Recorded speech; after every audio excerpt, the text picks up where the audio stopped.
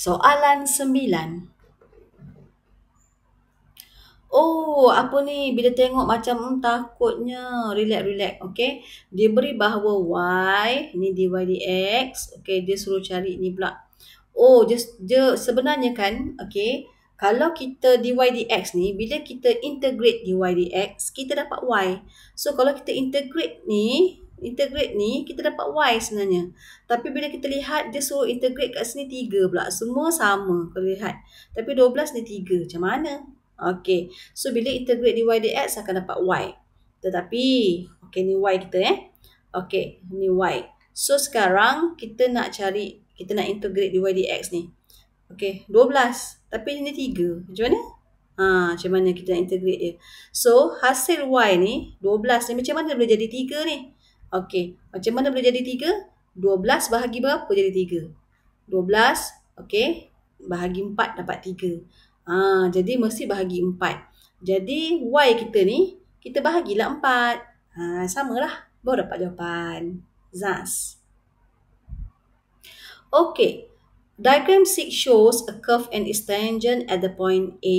Alright. Find the area of shaded region. Okay, how to find the area of shaded region? Kalau cikgu lihat kat sini, I have to find the area under the curve and then cikgu minus area under line. Ya ke? Okay. Jom kita cari apakah x-intercept kat sini. Nak cari x-intercept when y equals 0. Okay, cikgu gantikan dalam equation straight line. Cikgu dapat x is 1/2. Okay, this is 1/2. So, apa lagi kita nak buat?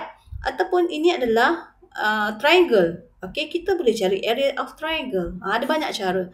So, first, okay, we have to find the area under curve. Right, area under curve. This is 1. Okay, by using this equation of the curve, the y-intercept is 1. Okay, area under the curve, that means your limit is from 0 to 2. Okay, this is your, kalau under curve, kamu substitute the curve function lah here.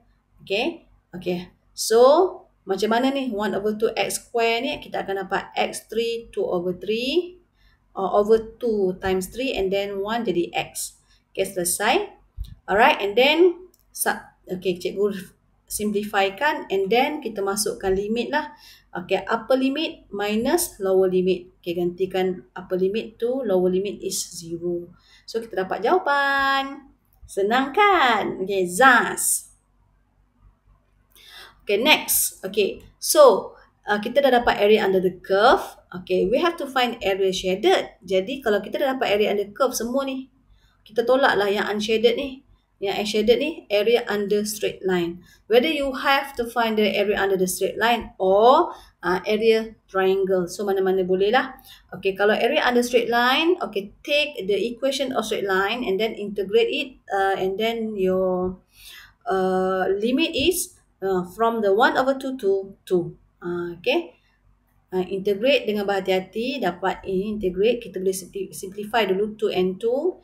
Okay. And then substitute your limit. Okay, upper limit minus lower limit. Alright. So, tunjuk ni 1 mark, 1 mark. Or tu maksudnya dia atau dia akan dapat 1 mark lah. Ataupun yang daripada yang depan tadi, area under a curve tadi. Alright, so daripada sini, Zaz, kita dapat yeha, 9/4. Belum siap. Tadi area under curve. Sekarang area under straight line. So, kita kena tolak lah diorang. Okay. So, area under area shaded region is area under a curve minus area under a straight line. And then, this is our area of the shaded region. Zaz.